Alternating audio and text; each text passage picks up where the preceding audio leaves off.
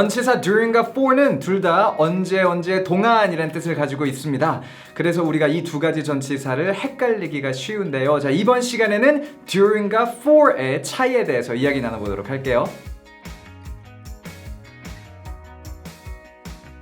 많은 분들이 이 두 단어의 차이를 간단히 이렇게만 기억하세요. during 다음에는 기간을 나타내주는 명사가 나와야 된다. 예를 들어서 during the vacation, 휴가 기간 동안에 처럼요. for 다음에는 시간이 나와줘야 된다. 즉 숫자가 나와줘야 된다는 거죠. 해서 for 8 hours, 8시간 동안 이렇게 for를 사용해줘야 된다고요. 근데 이렇게 기억하시면요, during과 for의 차이를 정확하게 판단할 수가 없습니다. 왜냐하면 during 다음에도 숫자가 나올 수가 있어요. 그래서 during the 8 hours 하면은 그 8시간 동안이란 뜻이 되거든요. 그렇기 때문에 뭐 during 다음에는 vacation과 같은 명사가 와줘야 되고 for 다음에는 실제 숫자가 쓰여서 뭐 8 hours 이런 식의 표현이 뒤따라 나와줘야 된다라고 기억하시면 안 된다는 겁니다.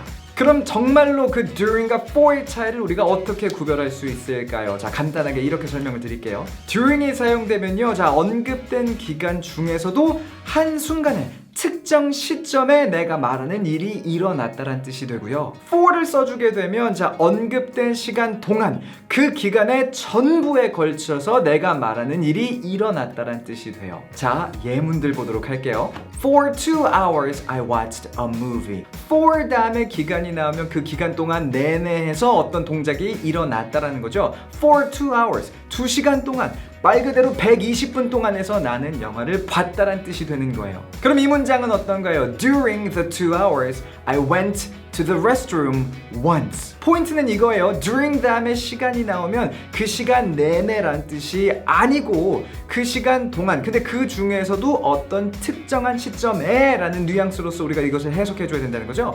그래서 during the 2 hours 라고 말하면 영화를 봤던 그 2시간 중에, 근데 언젠지는 모르지만 그 중에서 뭐 특정한 시점 언젠가에 I went to the restroom, 내가 화장실에 갔어요 once, 한 번요 라는 정도의 맥락으로서 우리가 이 문장을 해석해줘야 된다는 거예요. 포인트는 뭐다? for 다음에 어떤 기간이 나오면 그 기간 내내란 뜻이 되는 거고 during 다음에 기간이 나오면 그 기간 중에서 어떤 시점에 정도의 뜻으로서 우리가 이 두 가지를 구별해줘야 된다는 거죠. 이 예문도 살펴보도록 할게요. He runs for an hour at a time. 해석해보자면 자, at a time 이란 표현은 한 번에 란 뜻이에요. 해서 한 번에 그가 운동을 한다고 하면은 한 번에 1시간 정도 뜁니다 라는 뜻이 되죠. 포인트는 for an hour, 1시간 내내, 말 그대로 그 60분 동안 뛴다라는 요것을 이제 우리가 캐치해주는 거고요. 앞에 예문에 이어서 이런 문장이 있다라고 생각해보세요.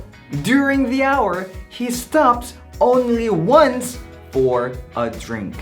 During the hour, 그가 그 뛰는 1시간 동안에서 그 사이에 he stops only once, 그는 오직 한 번만 멈춘다는 거예요. 자, 이 멈춘다는 동작을 1시간 내내 하는 게 아니죠. 그 1시간 사이에 언젠지는 몰라요. 뭐 뛰기 시작한 지 20분 후가 될지 30분 후가 될지 모르지만 어쨌거나 그 1시간 사이에 어떤 특정한 시점에서 그가 한 번 멈춥니다. 뭘 위해서요? For a drink, 뭔가 마시려고요. 요 정도로서 여러분들이 이 문장 해석해 주실 수 있으면 되겠습니다. 한 번 더 마지막으로 정리를 해보자면 for 다음에 기간이 나오면 그 기간 내내라는 뉘앙스가 된다는 거고요. during 다음에 기간이 나오면 그 기간 사이에 어떠한 특정한 시점에 내가 말하고 있는 이 일이 일어났다라는 것이니까 분명히 이 차이점을 기억해서 앞으로 for와 during 여러분들이 사용해 주시면 좋겠습니다. 자, 오늘의 내용이 도움이 되셨다면요, 좋아요와 공유 그리고 구독 잊지 마시고요. 그럼 우리 다음 시간에 또 만나도록 할게요. See you next time.